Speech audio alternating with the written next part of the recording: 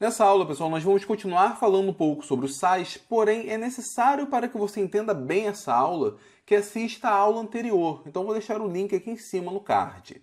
Na aula anterior eu falei sobre neutralização total de sais. Nessa aula eu vou falar sobre dois assuntos. Um deles é a neutralização parcial. O outro eu vou falar um pouco sobre os sais duplos.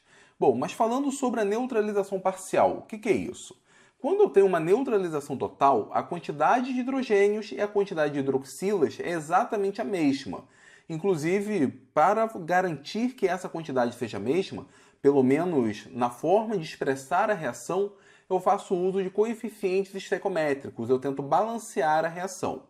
Só que tem algumas situações que eu não tenho uma neutralização total. Eu não tenho necessariamente a mesma quantidade de hidroxilas e a mesma quantidade de hidrogênios próticos. Isso vai gerar uma neutralização parcial. E com isso nós temos o que eu estou chamando aqui de resíduos de hidroxila ou de hidrogênio nos sais. Como assim? Se eu tenho, por exemplo, resíduo de hidroxila, eu tenho o chamado hidroxissal. Ou seja, se na fórmula molecular do sal, ou melhor, na fórmula do sal, é uma forma mais adequada de dizer, se na fórmula do sal eu tiver hidroxilas, eu tenho um hidroxissal. Se na fórmula do sal eu tiver um hidrogênio ácido, eu tenho um hidrogeno sal. Então são essas as duas possibilidades que nós temos. Deixa eu mostrar um exemplo aqui. Eu tenho o H2SO4 e o NaOH. Se eu quero uma neutralização total, eu vou precisar de 2 NaOH, porque aqui o H2SO4 tem 2 hidrogênios ácidos.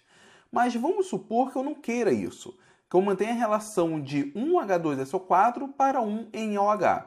Isso significa que essa hidroxila vai retirar um hidrogênio e vai formar uma única molécula de água.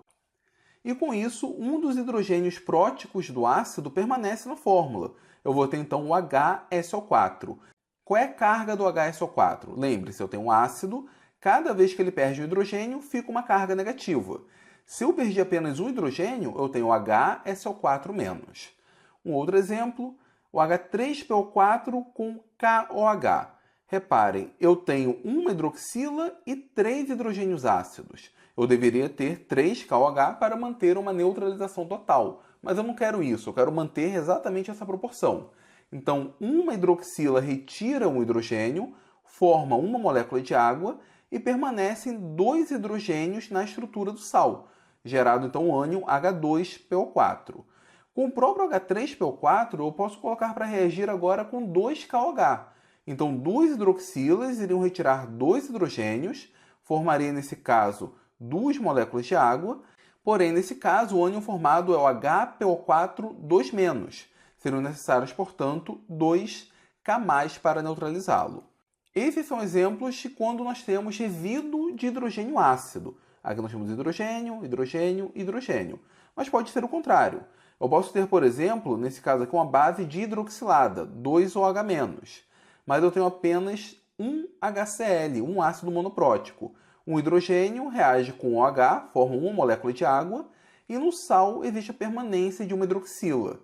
Eu posso ter também um HCl reagindo com um AlOH3. Cada AlOH3 libera 3 hidroxilas. Como eu tenho só um HCl, apenas uma hidroxila é convertida em água. A fórmula do sal vai ser AlOH2, 2 hidroxilas permanecem, Cl-. Só que eu posso utilizar também 2 HCl. Nesse caso, serão formadas 2 moléculas de água e só uma hidroxila permanece na estrutura do sal. Os 3 primeiros exemplos são chamados de hidrogeno-sais. Os 3 últimos são chamados de hidroxissais, porque apresentam resíduos de hidroxila. Como que fica a nomenclatura, então, desses sais? Essencialmente, eu tenho que dizer a quantidade ou de hidrogênios ácidos que permanecem, ou de hidroxilas. O prefixo mono é facultativo, eu posso usar ou não. Mas para indicar a quantidade de hidroxilas, eu utilizo o termo hidroxi. Se forem 2, dihidroxi. Se forem 3, trihidroxi e assim por diante. Uma nomenclatura mais recente manda utilizar hidróxido. Eu vou utilizar aqui um padrão um pouco mais antigo, mas ainda o padrão mais utilizado. Agora, se nós tivermos resíduo de hidrogênio, para cada hidrogênio que permanece, eu vou utilizar o termo hidrogeno. Então, dihidrogeno, trihidrogeno, tetrahidrogeno, se for o caso. seguido do nome do ânion e depois do nome do cátion. Aqui nós temos a nomenclatura padrão de um sal. Então vamos ver aqui alguns exemplos. NaHSO4, qual seria o nome? Eu tenho um hidrogênio, então eu vou chamar de hidrogeno. O ânion aqui é o SO4, na verdade o ânion é o HSO4-, que nada mais é do que o SO4 2- com um hidrogênio ainda preso nele. Então eu chamo de hidrogeno sulfato, porque o ânion gerado seria o sulfato, de sódio, que é o nome do cátion. Aqui eu tenho dois hidrogênios, então vai ser dihidrogeno. O ânion que seria gerado seria esse daqui, o PO4 3-, que é o fosfato. Então eu tenho dihidrogeno fosfato de potássio. Entendo esse nome como sendo o ânion fosfato com dois hidrogênios ligados a ele. Aqui o sulfato com um hidrogênio ligado a ele. Aqui eu já tenho o fosfato com um único hidrogênio. Então eu posso chamar de hidrogeno fosfato de potássio ou de monohidrogeno fosfato, só com mono é facultativo. Quando eu escrevo hidrogeno fosfato de potássio, eu não tenho dúvidas que eu preciso de 2K+. Por quê? O fosfato é o PO4 3-. O hidrogeno fosfato é o HPO4 2-. Então eu preciso de 2K+ para neutralizá-lo.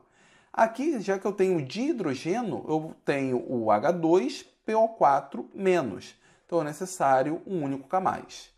Nesses outros três exemplos, eu tenho hidroxissais. Então aqui eu tenho uma hidroxila, portanto vai ser hidroxicloreto de cálcio. Hidroxi, o nome do ânion, seguido do nome do cátion. Aqui eu tenho duas hidroxilas, então é dihidroxicloreto de alumínio. E nesse terceiro caso, eu tenho apenas uma hidroxila, então é o monohidroxi, ou se preferir, apenas hidroxicloreto de alumínio. De novo, não tem dúvidas quanto à quantidade de cloreto. Por quê? Se eu tenho um alumínio que tem carga 3+, e eu tenho uma única hidroxila, OH-, eu preciso de 2 Cl- para manter o sal neutro. Agora, se eu tenho duas hidroxilas, como é o caso de cima, Al3+, 2OH-, para neutralizar eu preciso de um único Cl-. Então essa daqui é a nomenclatura geral quando a gente fala de hidrogeno sal e de hidroxissal, mas tem alguns detalhes quando eu preciso falar com vocês. O primeiro deles é que quando nós temos um hidrogeno sal e esse hidrogeno sal é proveniente de um ácido diprótico, um ácido que tem dois hidrogênios ácidos, eu posso substituir o termo hidrogeno por bi. Essa é uma nomenclatura antiga, não oficial, porém muito utilizada. Vamos aplicar nesses dois casos. Aqui eu tenho o hidrogeno sulfato, então hidrogeno sulfato de sódio. Como o hidrogeno sulfato tem um único hidrogênio e ele vem de um ácido diprótico, que é o ácido sulfúrico, eu posso substituir o termo hidrogeno por bi. Então aqui eu tenho o bisulfato de sódio.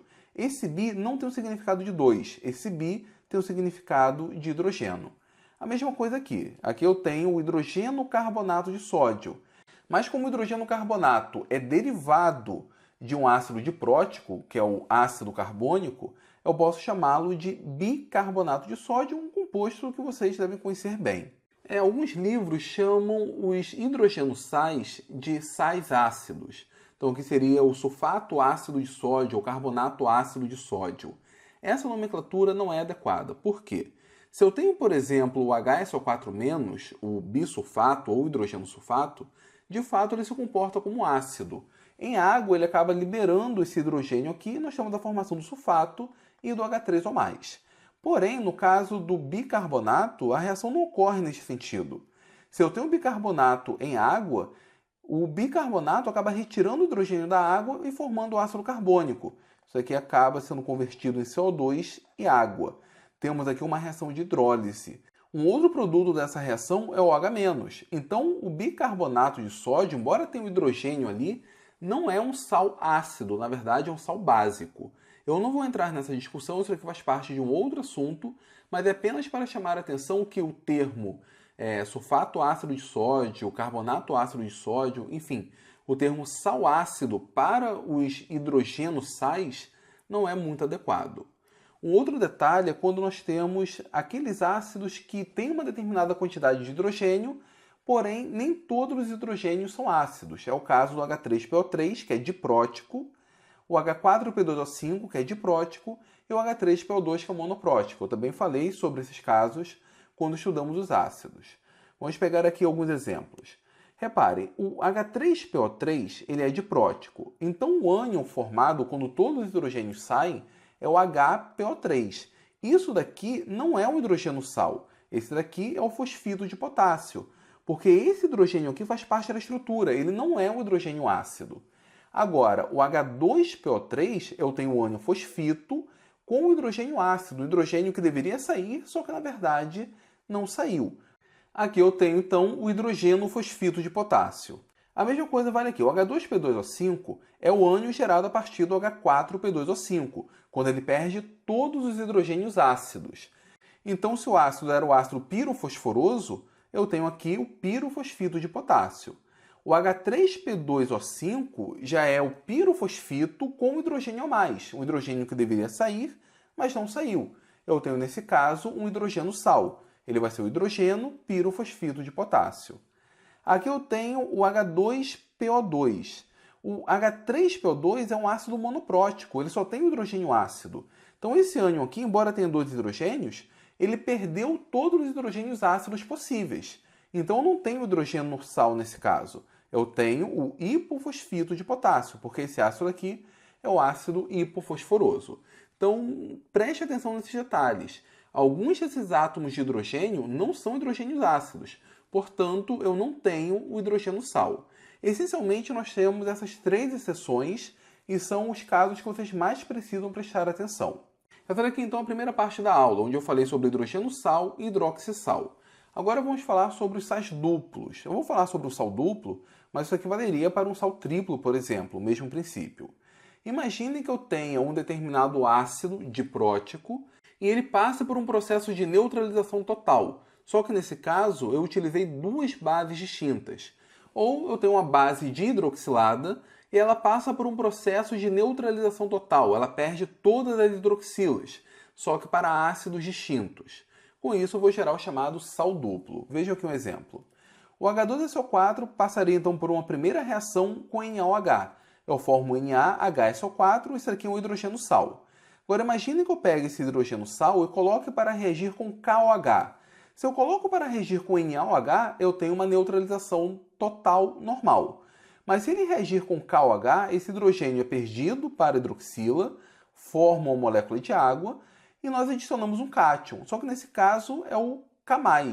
Percebo que o sal ele apresenta dois cátions. Quando nós olhamos para a reação como um todo, eu estou pegando H2SO4, colocando para reagir com NaOH e com KOH. O resultado é a formação, então, desse sal, que nós chamamos de sal duplo quanto ao cátion. E a nomenclatura segue o mesmo padrão. Eu vou ter que dar o nome do ânion seguido do nome do cátion. Só que aqui são dois cátions, então o nome vai ser sulfato de potássio e sódio. O mesmo pode acontecer com uma base. Eu tenho aqui o CaOH2, coloco para reagir primeiro com um HCl. Passa por um processo de neutralização parcial, gero então um hidroxissal. Pego esse hidroxissal, coloco para reagir com outro ácido. Eu formo então um sal completamente neutralizado, porém com dois ânions, o brometo e o cloreto. A forma adequada é, na hora de colocar a ordem, seja do cátion, seja do ânion, colocar em ordem alfabética. Então o B vem primeiro do que o Cl, então primeiro o Br, depois o Cl. Aqui em cima não está na forma adequada, por quê? Em ordem alfabética do símbolo, o N vem depois do K. Então a forma mais adequada seria KNaSO4. No geral, nós não nos preocupamos tanto com essa ordem, porém o padrão seria esse, ordem alfabética. Aqui, por exemplo, eu acabei colocando o Na na frente. Na hora de dar o nome, também segue a ordem alfabética, só que do nome. Agora sim, potássio vem primeiro porque o P vem primeiro que o S. Mas voltando aqui no caso do sal duplo em relação ao ânion, quando eu somo, eu tenho a formação desse sal, o CaBrCl. É como se eu pegasse essa base dihidroxilada e colocasse para reagir com HCl e depois com HBr. Qual seria então o nome desse sal? Primeiro o nome do ânion, depois o nome do cátion. Sendo que aqui nós temos dois ânions, então vai ser o brometo, cloreto de cálcio. Vamos colocar isso aqui em prática. Vamos pegar aqui esses exemplos. Eu tenho o MgFi. Vou separar o cátion do ânion. Eu tenho um sal duplo em relação ao ânion. Então, basta colocar o nome dos ânions, fluoreto e iodeto de magnésio. Aqui eu tenho também um sal duplo em relação ao ânion. Eu tenho o hipoclorito e eu tenho o nitrato. Então vai ser o hipoclorito e o nitrato de cálcio. Aqui já é um sal duplo em relação ao cátion, porque o NH4+ é o cátion, é o amônio. Eu tenho nesse caso aqui o carbonato de amônio e sódio. Aqui eu também tenho um sal duplo em relação ao cátion. Eu tenho o sulfito de lítio e rubídio. E é assim que nós damos o nome para os sais duplos. Com isso, pessoal, nós finalizamos essa aula, que foi praticamente uma sequência direta da aula anterior. Se vocês gostaram da aula, então, por favor, compartilhem em suas redes sociais, indiquem para os seus colegas, professores, alunos. Enfim, deixe o seu like se vocês gostaram e se inscrevam na Universidade da Química e não se esqueçam também de ativar as notificações.